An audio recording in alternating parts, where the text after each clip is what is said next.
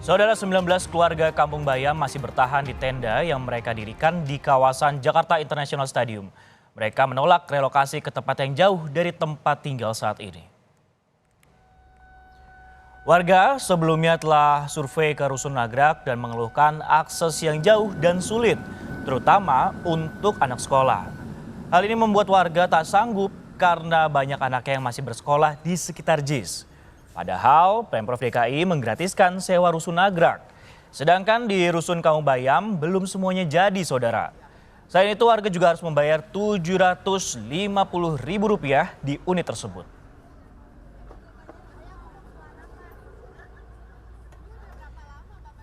Jelang gelaran Piala Dunia U17 penertiban dilakukan Pemprov DKI di sekitar Jakarta International Stadium atau JIS. Salah satu yang terdampak adalah warga Kampung Bayam dan kita akan pantau perkembangannya. Sudah ada jurnalis Kompas TV Rangga Indrajana di lokasi. Rangga, selamat siang.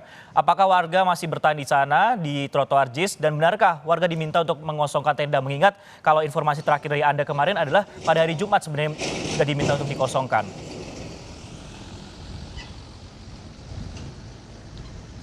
Baik ya, selamat siang Francisco dan saudara. Untuk situasi terkini di lokasi tenda warga Kampung Bayam, memang mereka masih beraktivitas seperti normal. Dari selama kami memantau mereka, masih ada kegiatan jual beli antar warga di dalam tenda tersebut.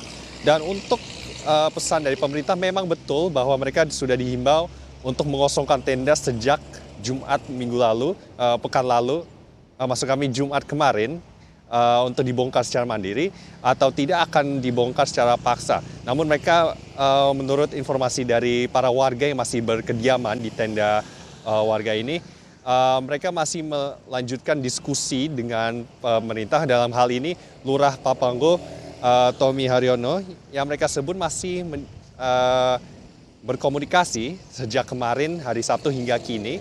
Dan kini mereka masih menanti kabar selanjutnya dari Lurah Papanggo untuk kelanjutan nasib mereka. Dan menurut informasi terkini, ya betul mereka masih menanti hingga besok hari, Sisko. Nah Rangga, ini yang jadi pertanyaan adalah warga-warga yang tinggal di trotoar tersebut sebenarnya pendatang apa memang sudah lama tinggal di sana? Dan alasan mereka bertahan itu sebenarnya apa? Mediasinya kemudian yang masih terus diupayakan antara mereka dengan pemerintah ini seperti apa? Apakah soal transportasi ataupun masalah uang sewa? Mengingat uang sewa ini mencapai Rp750.000, Rangga. Baik ya Francisco, betul sekali, masih ada sejumlah kendala yang dihadapi oleh warga-warga yang tinggal di sini. Berdasarkan informasi dari Minawati, Koordinator Jaringan Rakyat Miskin Kota, ada sejumlah syarat yang memang sudah diajukan oleh warga Kampung Bayam ini kepada pemerintah, namun tidak semuanya dikabulkan. Memang mereka sudah mengajukan sejumlah syarat, yakni pemerintah menyiapkan mobil untuk melakukan pindahan dari tenda ke Rusun Nagrak Cilincing. Pemprov menyiapkan bis sekolah bagi anak-anak yang masih dalam usia sekolah. Dan yang terakhir ini perlu dititik beratkan karena ini memang yang dipermasalahkan oleh warga di sini, yakni perpindahannya harus sementara ke Rusun Nagrak. Dalam hal ini mereka menganggap bahwa perpindahan ke Rusun Nagrak harus sementara karena mereka masih menginginkan yang sudah dijanjikan oleh pemerintah, yakni kampung susun Bayam yang sudah dijanjikan sejak 2022 lalu. Dan mereka tidak ingin KTP mereka juga digantikan identitasnya sehingga mereka seakan-akan sudah tinggal di Nagrak Cilincing.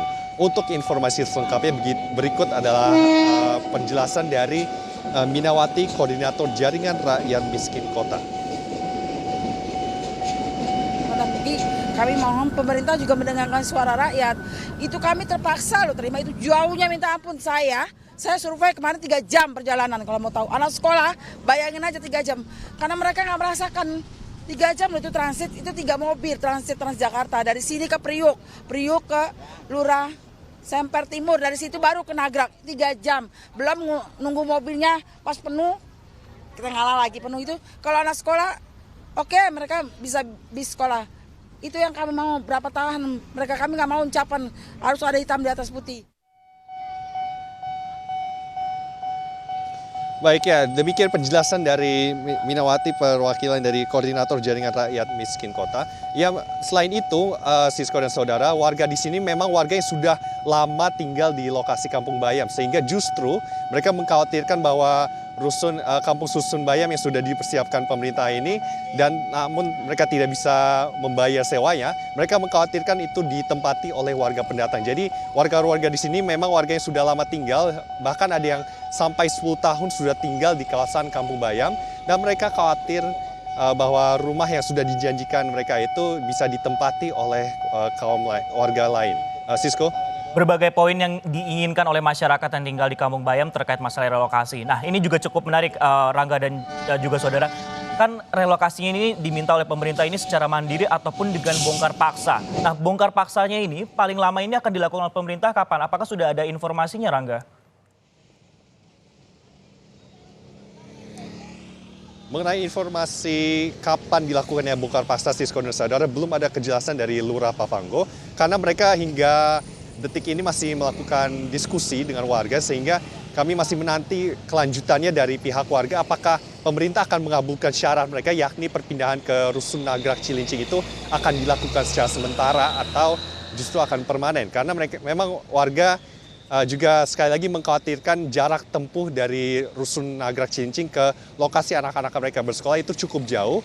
Dan selain itu ada juga peraturan yang memang menggratiskan sewa di Rusun Nagrak Cilincing. Namun warga mengkhawatirkan bahwa dengan pencabutannya SK Covid maka akan diberlakukan kembali harga sewa yang belum tentu mereka bisa membayar. Karena seperti yang kita ketahui kisaran harga Rp750.000 di Kampung Susun yang sudah dipersiapkan masih di luar jangkauan penghasilan para warga yang bertempat tinggal di tenda Kampung Bayam ini. Karena mereka memang mata pencahariannya sehari-hari hanyalah sebagai pemulung dan penjual lokal, sehingga mereka merasa terberatkan dengan biaya hingga Rp750.000, sehingga sekali lagi mereka mengkhawatirkan bahwa pencabutan SK Covid bisa